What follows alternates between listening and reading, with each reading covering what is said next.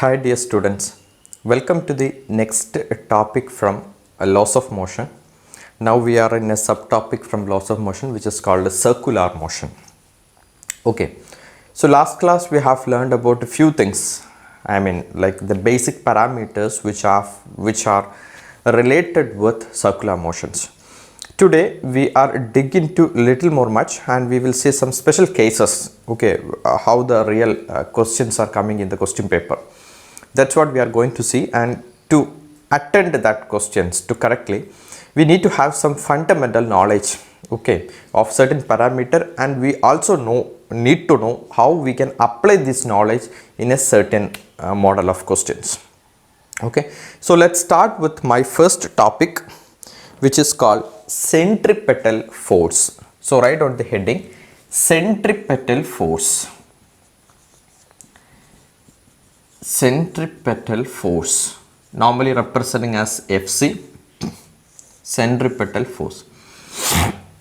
What is called Fc? Centripetal force. You know centripetal acceleration, right? If a body is rotating in a circle, then it is a circular motions with what speed? Variable speed or common speed? Common speed or constant speed. Then what is changing will be here. The velocity, the v is the v magnitude. Okay, so the velocity magnitude is constant, but if velocity magnitude is changing, then what acceleration is exist? At, tangential acceleration is exist. If velocity direction changes, then this is a special case, and we have something here called centripetal acceleration, always towards the center. Okay, then we have a centripetal acceleration AC equal to V square by R. R is the radius. This will have a derivation. I am not digging to the derivation. It's not important to do as of now. So AC V is equal to V square by R. So the centripetal acceleration, its acceleration towards the center because of the constant velocity and the change in the direction of velocity, which will give rise to an a force, and which is called centripetal force. What is centripetal force? This is a ball which is rotating like this. Okay, this is moving from this point to this point, from here to here, from here to here, from here to here. Then this will give rise to a centripetal force which is called MAC, and this is equal to mv square by R. R is the radius. We know V is equal to R omega. Using that relations, R square omega square by R, and we can written as Fc will be equal to mr omega square. So this is one set of equation, and this is the another set of equations. In short, centripetal force is because of the centripetal acceleration, and Fc equal to MAC, which is equal to mv square by R, and Fc is equal to mr omega square. Okay, remember these two relations. These are quite important while we are solving certain questions. Okay, now let me take a practical example. Practical example in the sense how the questions are going to ask, okay, in the real NEET or JEE examination. Suppose for example, you are standing here and you have a string and you have a bob will be here, and this bob is you are rotating like this. You keep on rotating like this. So rotating like this means this will give rise to something called a tension. If you have connected with a string, then string will have a tension. So as I told, always total force will be equal to MA.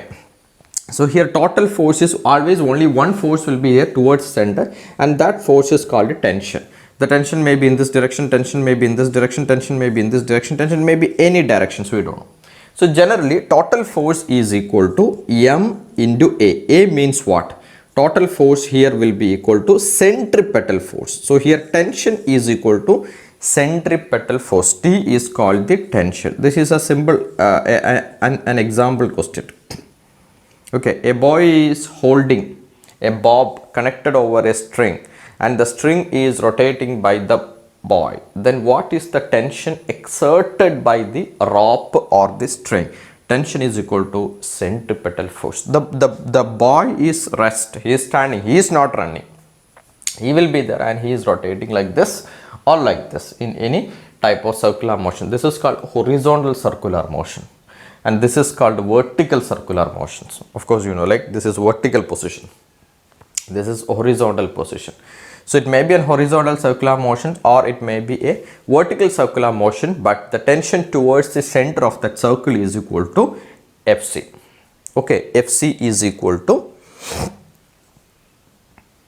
tension, which is equal to mv square bar. Either you can rotate the string like this, you are at the center, or you can rotate the strings like this, you are also at the center. So the string tension is equal to Fc. Hope you understood. We will do one example questions to make it clear for this concept. Okay, centripetal force is always towards the center. Centripetal acceleration is always towards the center.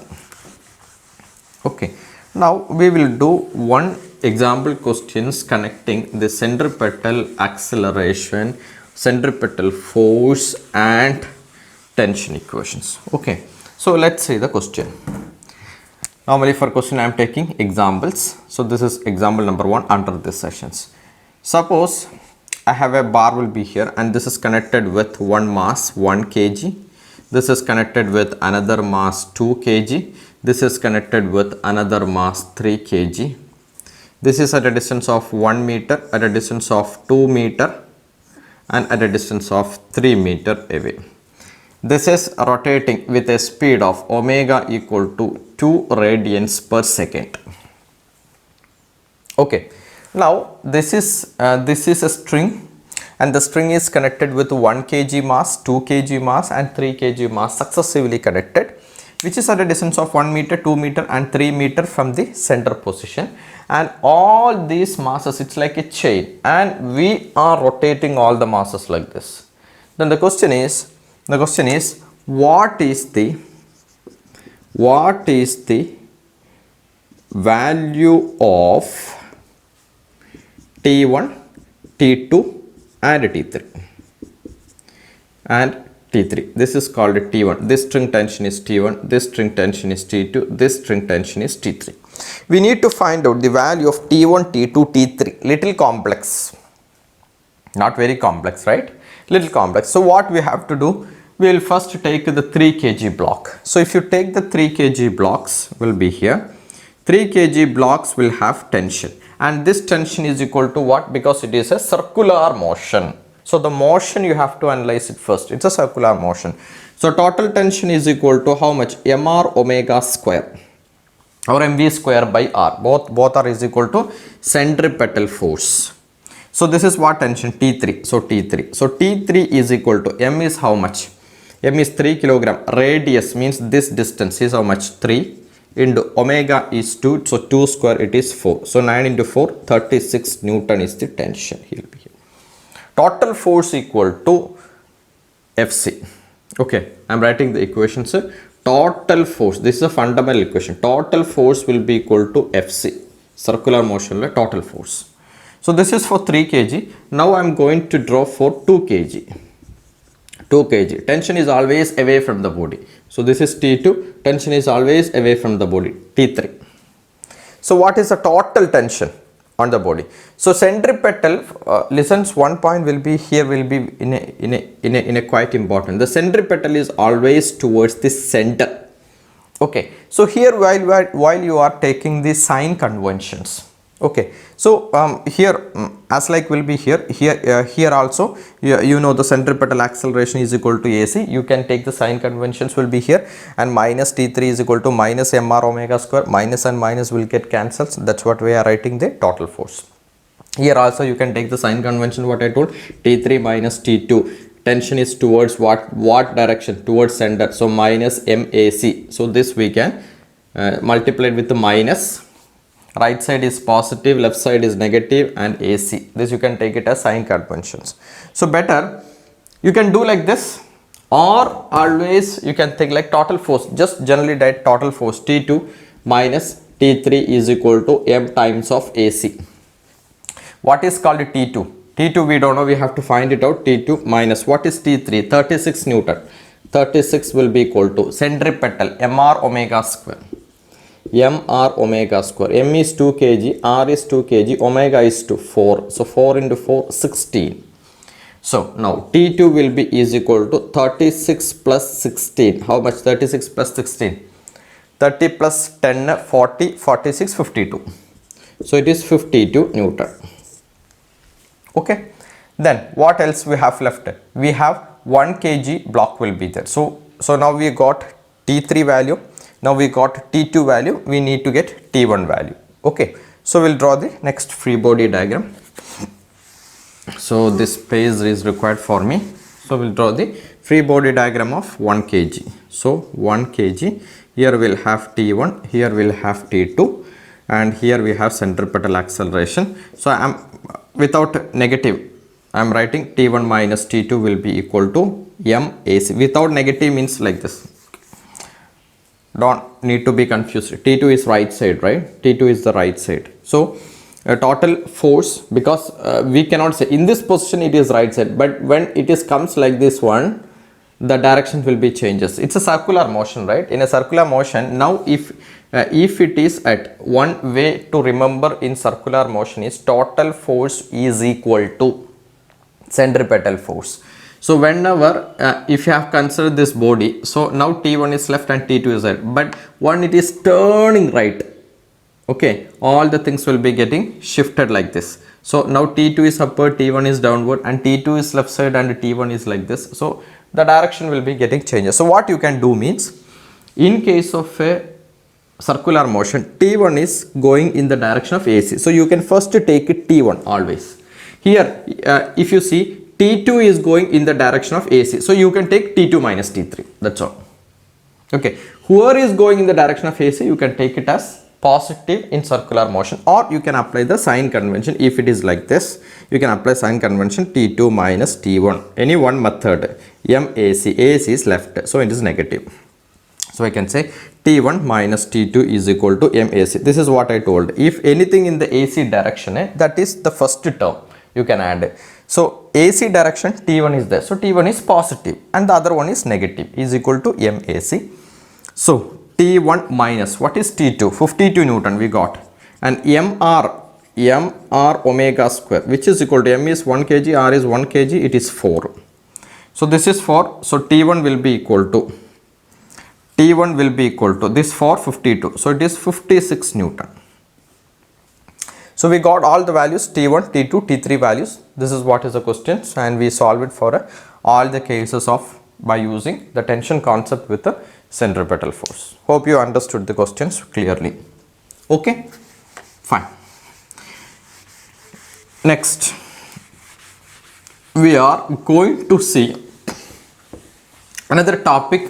You cannot see this topic as such in a textbook, but yeah, this is a kind of question for your entrance examination. So write down next heading, conic pendulum. Conic pendulum. As I told before, you cannot see this as such in textbook.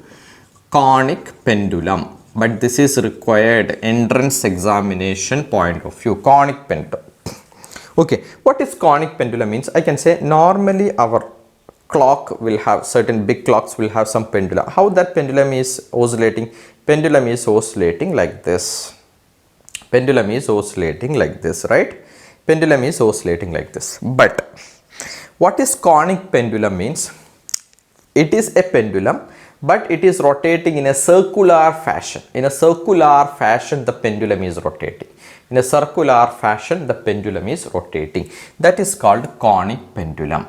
So the conic pendulum is a pendulum, and this conic pendulum is rotating in a circular fashions, and that is called conic pendulum. So now this is a pendulum, okay, which is normal pendulum. As I told before, normal pendulum is rotating back forth, back forth, back forth, back forth, but here it's not like that. Here it is in circle.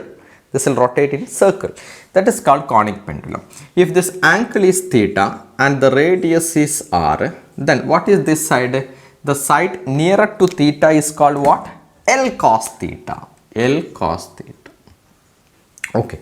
So normal case of normal pendulum, what I told before, it's a normal pendulum which is rotating like this back and forth. If a normal pendulum is rotating, then the center length is L, then the time period of the pendulum is equal to 2 pi into root of L by G. Don't worry, this is an equation. You will learn this equation in a chapter called oscillation.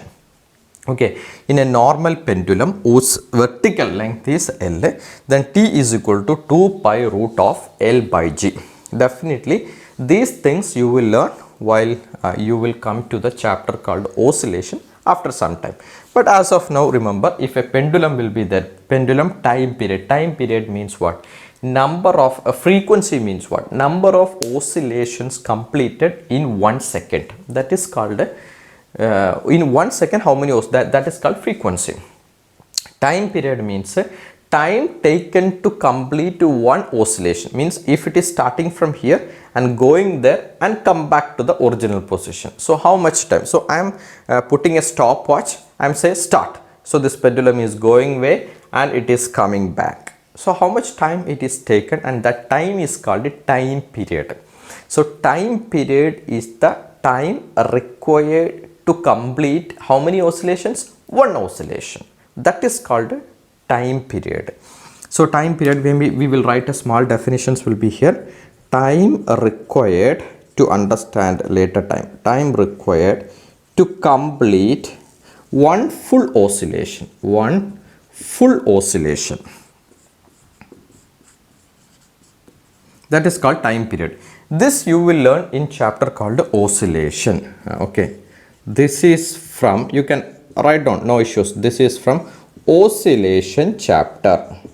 This is from oscillation chapter. So there you can learn it very detailedly. When we are reaching on the chapters, you can learn more details about the oscillations and the time period of oscillation. But now here we have conic pendulum. So in this case, if you compare these equations, what will come for the conic pendulum time period? I told it's a vertical length. What is the vertical length will be here? Here, or this hypotenuse, this is like a triangle and the hypotenuse length is L. So the vertical length is what? L cos theta. So 2 pi into root of L cos theta divided by G. L cos theta divided by G, right? Comparable to this equations, while comparing this, I can say the vertical length will be equal to L cos theta. Instead of L will be like this, here vertical length is L cos theta. This is a very short formula to remember, but we will see a small kind of derivations how we can do this one. Okay, now see, let's derive these equations, because you may ask, sir, this we can learn from this one. This is easy to learn. So why we need to derive? Why we need to derive means the derivation method is important, because based on that certain kind of questions will come. Once we solve certain question paper, you will get to know these factors when we are doing some previous year questions. Okay, so let's draw the free body diagram structures for this, and the bob is like this initially. So this will have some called tension. So this angle is theta. So this can be splitted like so. This angle, opposite angles are equal T. So this side is called T cos theta and this side is called T sin theta. So T is splitted as T cos theta and T sin theta. Then here we have something called mg, and center we have a centripetal acceleration AC. So we have all these equations with us. We need to correlate, we need to not correlate, we need to connect this equation. That's what we are going to do. So the pendulum will be here. I can see total force in vertical directions. Vertical direction is T cos theta is equal to mg. This is one equation. Equation number 2 I am giving. First equation I am writing T sin theta. This equation is equal to mr omega square. Centripetal, because it's a conic pendulum and that conic pendulum is rotating in a circular fashion. So T sin theta is a total force and that is equal to mr omega square. So two equations, equation number 1 and 2. Equations number 1 divided by equation number 2. What will get? T and T will get cancelled, sir. Left side sin theta by cos theta is equal to m and m will get cancelled, sir. R omega square divided by G. What is R from this diagram? What is R? Can you tell me what is R? Can you take what is sin theta? What is sin theta? Sine theta is opposite side by hypotenuse, r by L. So r will be equal to what? L cos theta, r equal to L cos theta. We will substitute this r cos theta, r sine theta, not cos theta, right? L sine theta, L sine theta. Sine theta is equal to opposite side by hypotenuse. Opposite side is r, L. So r will be equal to L sine theta. So we'll substitute, will be here, balance steps. Sine theta by cos theta is equal to r. R means L sine theta. So L sine theta omega square by g. Sine theta cancels. Okay. So I need some space. I am clearing this area. I need some space. Okay. So I will use this area to solve the further steps. Okay. Fine. Okay. So what is available will be there. 1 by cos theta is equal to rough side L omega square by g. So I can say this taken to left side. So g divided by L cos theta is equal to omega square. What is omega? Omega, the value of omega is 2 pi divided by t. So I can say g by L cos theta equal to omega is 2 pi divided by time period, illana 2 pi into f, frequency. So this is whole square. Whole square means what will come? 4 pi square by t square. We have to find out t square. So t square g is equal to 4 pi square L cos theta. So t is equal to 4 pi square L cos theta divided by g. So t square. So t is taking means square root we are taking on the both sides. So what you will get? 2 pi. Rest of the things in square bracket. I mean root L cos theta divided by g. This is the derivation of the time period equation. T is equal to 2 pi root of L cos theta by g. This is what we got it, right? Okay. So we just derived this expression. So what I am trying to say means, if you see a question like this, you can immediately write 2 pi root L by g. You can immediately write this equation. So this I know. In a vertical pendulum, it is 2 pi root of L by g. But in case of a conic pendulum, it is 2 pi into root of L cos theta divided by g. We know these equations, but we have derived these equations based on the concept of centripetal force. Here t sin theta is towards the center. So t sin theta equal to centripetal force, and t cos theta and mg are opposite direction, both are same, and we have derived it, and we find out the value of omega. Omega is replaced with the 2 pi divided by t, 2 pi root of L cos theta divided by g for a conic pendulum. Okay. So we just derived. Why we derived means we need to know how these equations are coming by applying the concept of centripetal force. This is what is we done for a conic pendulum. Conic pendulum, as I told before, which is moving in circular fashions. Hope you understood this area. These formulas are quite important, and they will ask you in the numerical questions. And if you know the formula, it's quite easy to solve it. Theta may be some 30 degree, 60 degree, 45 degree, anything, any value they might be given. So based on that, yes, the questions might be coming for you. Okay, fine, great. Bus, perfect. Then we will move to learn about another concept, something similar to conic pendulum. But again, as I told before, this is not there in your textbook. You cannot see this topic as this there in your notebook, but you can see this question in previous year question paper. Then you can ask like, sir, then it's not there in the in the book, whatever we have read in the book, either it's NCERT book or matrix books or any other books. Why it is not there, then why it's asking for examination where we can study this. This is actually a kind of applications, what you have learned so far. It's a kind of application, but students wants to get an exposure like this, otherwise they cannot able to answer it. They cannot able to answer it. Okay, from while reading the questions in a very, very thorough way, a brilliant guy can, maybe some moment can think about such possibility and able to answers, but yeah, it's not as such in the textbook. So write down the next topic called death well. Death well. What I'm saying, everything you will feel it as a new topic because you might not be heard from anywhere. Death well. What is called death well? Death well, of course, you have, all of you have at least in the lifetime seen one exhibition, right?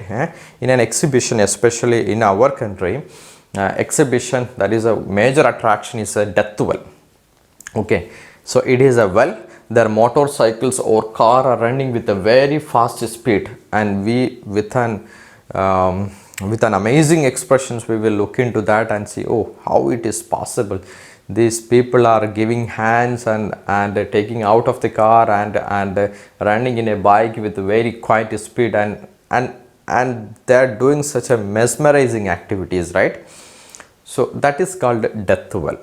Okay, so death well we can see mostly in an exhibition areas. This is a major attractions in an exhibition area. Okay, so we will see what we are going to see will be. So we are not going to we will see there are two type of situations will be here. For example, the similar to death well, I am taking one concept will be here. I have a beaker. Okay, I have a beaker. Okay, the beaker is static, the beaker is not moving, but here I have a coin. You can assume that is a coin. So this is a coin, and this coin is rotating with certain speed. The condition is like this is a beaker.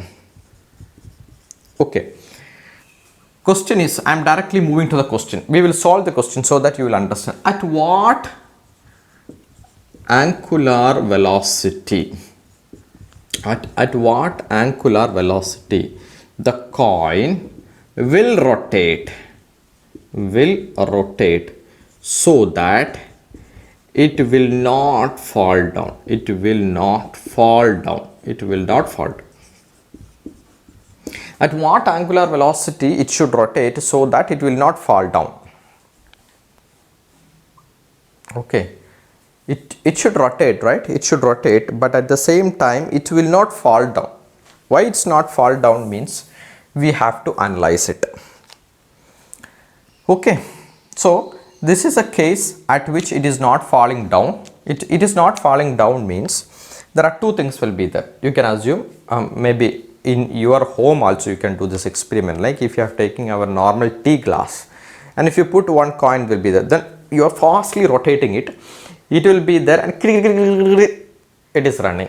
It is running, but the coin is not falling down if you are doing in a minimum speed. So at what is the minimum speed required to rotate? In your case you are rotating the glass, but if it is a coin or if there are some other items will be there, then that item is moving in a very, very fast way, so that with a certain minimum speed it will not fall down, it can simply rotate, and if the speed is decreasing then it will fall down. So it's not supposed to fall down, but at the same time it should rotate. So what is the minimum angular velocity? Why it's called angular velocity? Because it's a circular motion. So at what minimum angular velocity it should rotate so that it will not fall down. That's the case. So what we can do means here, in this scenario there is one force which is acting towards the center. We know it is called centripetal force, and there is a friction will be here. Okay, so here see, there is a force will be here, and this is called mg is acting downward, and there is a frictional force will be here in opposite direction. So mg will be here and frictional force will be here. Okay, then centripetal force. So centripetal force cannot only exist, but something will be there. What is that something? That is something exists called normal reaction. Now this is a wall area. You are placing a coin like this one. This is something like a situation. So this is our normal reaction. This is our centripetal force, and this is our frictional force, and this is our weight mg. This is actually the free body diagram of that coin. Okay. So the coin area we are just zoom out and we have drawn like this one.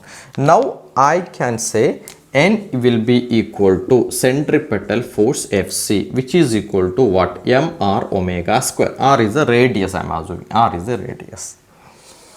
and frictional force F will be equal to mg, then only it should not fall down. What is frictional force? Mu. Okay, so we have the free body diagram and we have written the steps. F is called the frictional force and mg is the downward force.